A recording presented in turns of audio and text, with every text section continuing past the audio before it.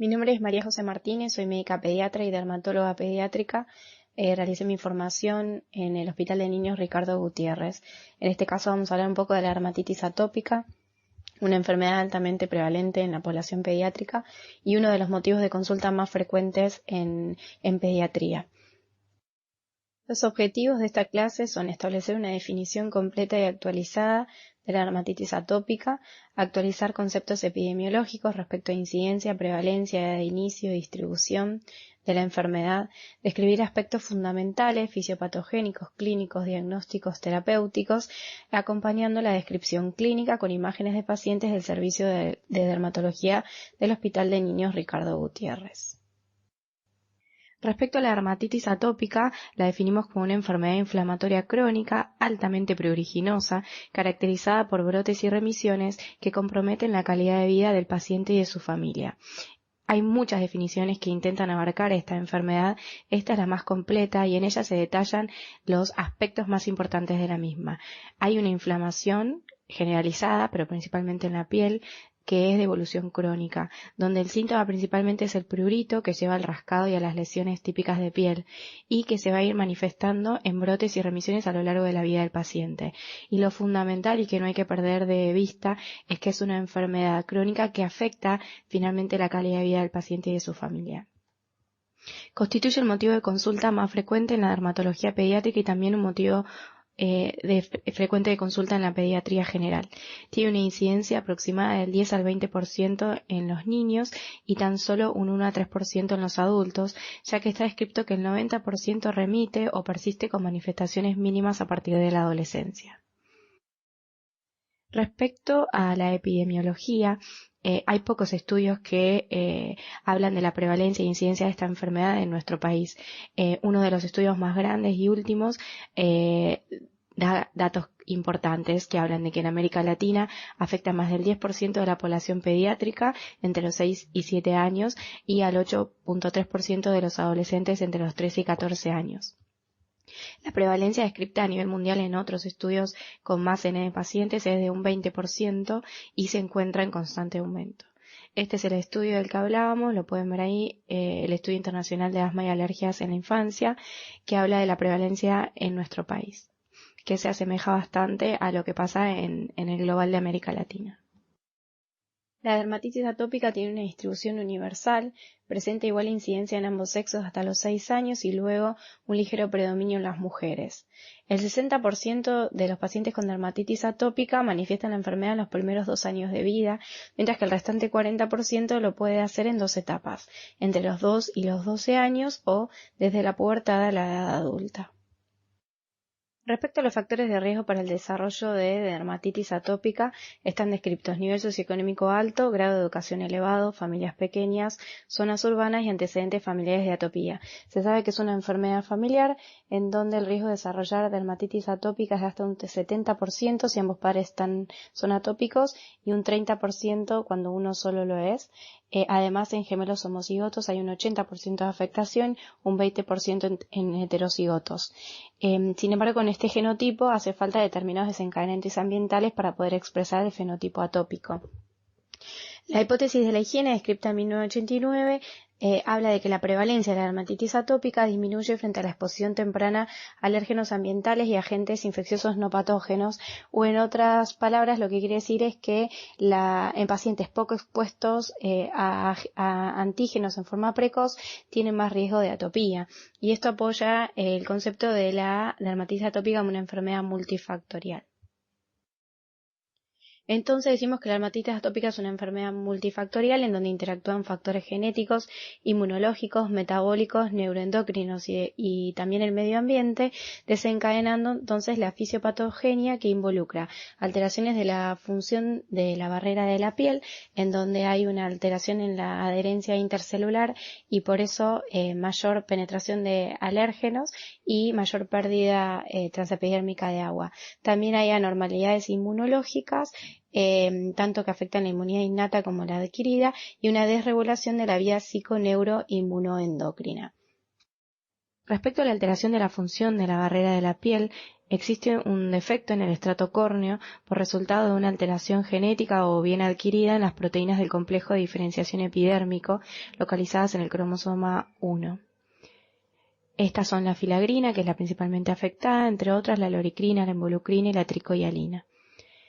Al estar alteradas estas proteínas de unión epidérmica, habría una mayor penetración de alérgenos ambientales y habría una mayor pérdida transepidérmica de agua, generando así un desbalance inmunológico Th2 que llevaría a la inflamación crónica. Además, se produce una alteración en el pH de la piel, disminuye la actividad de los péptidos antimicrobianos, favoreciendo la colonización del Staphylococcus aureus, que finalmente perpetúa este estado de inflamación crónica. Respecto a las anormalidades inmunológicas, hay un desbalance inmunológico con un predominio de la respuesta Th2 de tipo innata y una menor respuesta Th1 adquirida. Esto llevaría a una mayor producción de interleuquina 4, 5 y 13, que son las que estimulan la diferenciación a nivel de los eosinófilos y un aumento de la IgE. Además, hay una alteración en la función de los Toll-like receptors y de los péptidos antimicrobianos a nivel de la piel, que son la primera línea de acción frente a antígenos infecciosos, con mayor susceptibilidad entonces a la infección de Staphylo aureus y herpes virus. Otro tema importante cuando hablamos de dermatitis atópica es la llamada marcha atópica, que está descrita como la progresión de eczemas en bebés, rinitis en niños en edad escolar y finalmente asma y alergias alimentarias en niños mayores. Si bien esta marcha atópica está descrita, no quiere decir que todos los pacientes con dermatitis atópica en edades tempranas van a seguir este camino, y está visto que uno de los factores de riesgo para desarrollar la marcha atópica es la alteración en la función de la filagrina.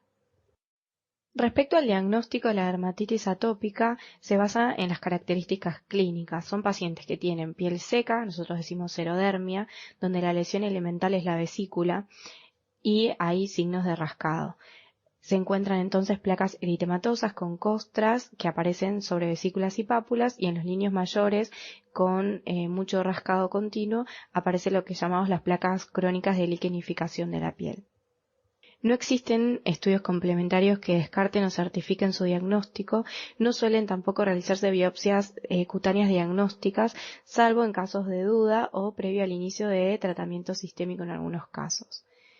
La orientación diagnóstica está dada por los criterios que hablamos antes. La presencia de una evolución crónica que tiene que ser mayor de 6 meses, una dermatosis de tipo pruriginosa, la presencia de lesiones eczematosas agudas o crónicas que sean recurrentes en brotes y remisiones, la morfología y distribución característica, que después la vamos a dar respecto a las distintas edades, y la presencia de historia personal y familiar de atopía. Entonces, para el diagnóstico de dermatitis atópica es fundamental la clínica, así que vamos a hacer hincapié en este tema.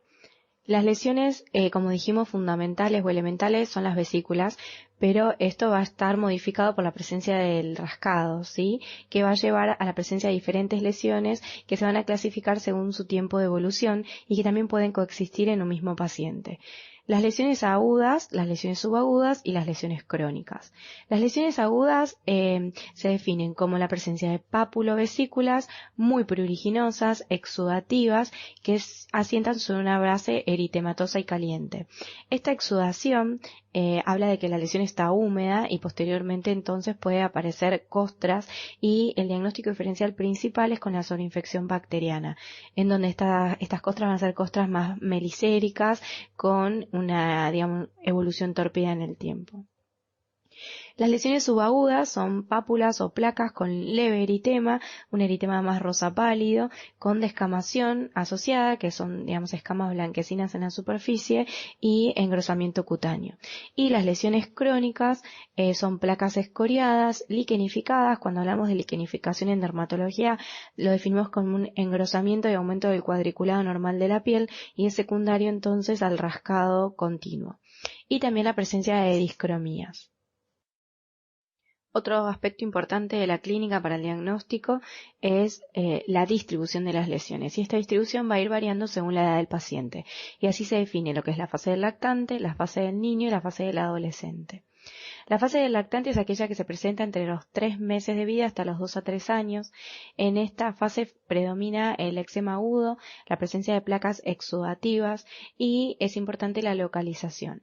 Suele afectar el polo cefálico, el cuero cabelludo y las superficies extensoras de miembros y el tronco.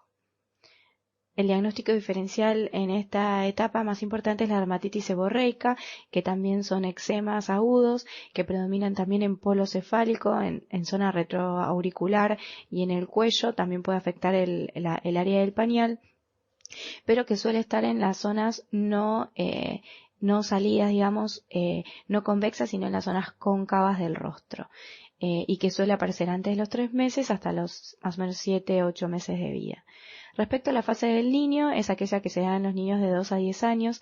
Pueden coexistir eczemas agudos y subagudos dependiendo del caso, y en general el compromiso de lo que son los pliegues, sitios de flexión como el pliegue antecubital o el hueco popliteo, y en menor medida ya la cara. Y la fase del adolescente es aquella a partir de los 10 años, en donde aparecen los eczemas crónicos liquenificados, donde predominan los cambios discrómicos, y suele afectarse lo que es el dorso de las manos, el dorso de los pies, los párpados, los sitios también de flexión y los pezones. Bueno, acá hay una representación gráfica de lo que hablábamos en la fase del lactante, que es lo que abarca desde los más o menos 3 meses hasta los 2 años. Se puede ver en las imágenes cómo compromete las zonas salientes de la cara, los pliegues y zonas extensoras de brazos y piernas, y también el tronco. Bueno, acá podemos ver entonces ejemplos de pacientes, cortesía de la doctora Inés Irursun del Hospital de Niños Ricardo Gutiérrez. En esta primera fotografía podemos ver estos eczemas exudativos que comprometen las mejillas, las zonas bien salientes del rostro, a diferencia de la dermatitis seborreica, lo que nosotros describimos como el respeto centrofacial. Hay una palidez y no compromiso de lo que son los pliegues o las zonas cóncavas de la cara, afectando entonces las zonas salientes o convexas. Y en esta otra foto podemos ver cómo este eczema está más eritematoso, más caliente, con costra melicérica sobre esta placa eczematosa, y estábamos hablando de una complicación muy común que es la zoonoinfección bacteriana. Estas son formas extendidas de dermatitis atópica en la fase del lactante, donde se ve el compromiso del polo cefálico, el tronco y las extremidades, en donde convive una xerodermia con estos, eczemas micropapulares y a veces estos eczemas más en placa, en tronco, zonas extensoras de miembros, en zonas salientes de las mejillas, con este respeto centrofacial que hablábamos, que se ve como esta palidez de la zona central de la cara. Esto es la fase infantil o la etapa que abarca entre los 2 y 10 años de edad, y acá la dermatitis atópica ya se localiza más en lo que son los pliegues antecubitales, hueco popliteo, puede afectar también el cuello y a veces el rostro, pero menos frecuentemente. Este es un ejemplo ya de eczemas con evolución más subaguda, que se ven con un eritema más leve, rosa pálido, placas que están sobreelevadas, que tienen más una escama blanquecina con signos de rascado. Y cambios discrómicos que hablan de eczemas previos, porque es una patología, como hablamos, crónica, que evoluciona en brotes y remisiones, y estos cambios van quedando de lesiones anteriores. Y acá estos eczemas más exudativos, también subagudos, porque ven que están sobrelevados con lesiones de rascado, y son más numulares, como en forma de moneda, son lo que decimos eczemas numulares en la dermatitis atópica. Acá de cerca vemos como estas placas subagudas son placas eritemato ya costrosas, con una costra blanquecina que habla de un tiempo de evolución, con una exudación que es más leve y con áreas lesionadas por el rascado, rodeada de toda una piel que se ve de base xerodérmica o seca, localizado en este caso en el pliegue de codo de un niño de 8 años. En la fase del adolescente, en donde el compromiso cutáneo se localiza también a nivel de los pliegues, pero también se puede ver compromiso del dorso de las manos, el dorso de los pies, el cuello y los pezones en las mujeres. En la fase del adolescente predominan las lesiones de evolución de tipo crónica liquenificadas. En estas imágenes podemos ver entonces un ejemplo de una placa crónica donde se observan cambios discrómicos y una costra, en este caso un poco melicérica, que podría estar hablando de una sobreinfección, y un eczema crónico a nivel del pliegue del hueco popliteo con liquenificación y hiperpigmentación residual. Otras manifestaciones muy características, como hablamos, eczemas liquenificados en dorsos de pie y el eczema de nuca. Otras manifestaciones clínicas que se pueden observar en pacientes con dermatitis atópica son la queratosis folicular, que es la hiperkeratosis del folículo piloso, que se manifiesta con estos folículos pilosos engrosados, como puntos blanquecinos que generan una textura áspera con apariencia de papel de lija o de rallador. Los eczemas numulares, que son estos eczemas entonces redondeados, eritemato escamosos, a veces exudativos, de evolución más subaguda. Y la disidrosis, que es el compromiso palmoplantar con descamación, prurito y eritema. Otra manifestación clínica muy frecuente en pacientes con dermatitis atópica son las eczematides acromiantes. Son estas placas acrómicas o hipocrómicas que suelen aparecer en zonas de roce, como son las mejillas, a veces también en cara extensora de brazos, en hombros y en tórax. Suelen manifestarse cuando empiezan los primeros bronceados, en la primavera o al principio del verano. Dura toda la temporada de verano hasta el invierno, cuando se pierde el bronceado. Son áreas edrodérmicas que no se pigmentan, y cuando se pigmenta entonces la piel circundante se manifiestan. Los diagnósticos diferenciales principalmente son con las tinias corporis, digamos como primer diagnóstico por el que consultan los familiares. Otra manifestación son las lesiones similprúrigo, las placas liquenoides en sitios de fricción y la eritrodermia, que es un cuadro en realidad de evolución de algunas dermatosis, un cuadro severo en el cual se manifiesta con compromiso de más del 90% de la superficie cutánea, con este eritema de escamación y exudación que puede llevar a cuadros graves con desequilibrios del medio interno, infecciones severas y trastornos inmunológicos que requieren entonces seguimiento médico con internación y tratamientos muchas veces más agresivos. Los criterios diagnósticos para dermatitis atópica son los descritos por Hanifin y Raska. Estos se dividen en criterios mayores y criterios menores. Dentro de los criterios mayores se destacan el prurito, la morfología y la distribución característica que estuvimos hablando según la edad del paciente, el carácter crónico y recidivante de la enfermedad y el antecedente de atopía, ya sea personal o familiar.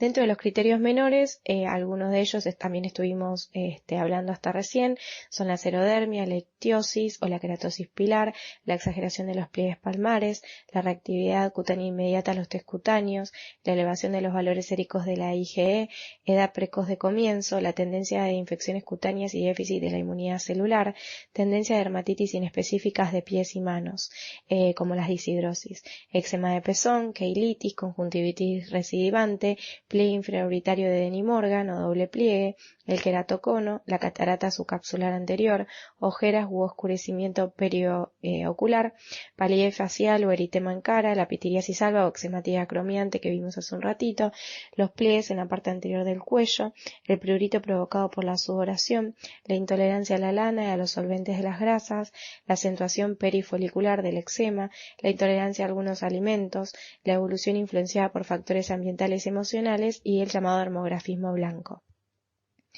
Se tienen que cumplir por lo menos 3 o más criterios mayores y 3 o más criterios menores para hacer diagnóstico entonces clínico de dermatitis atópica.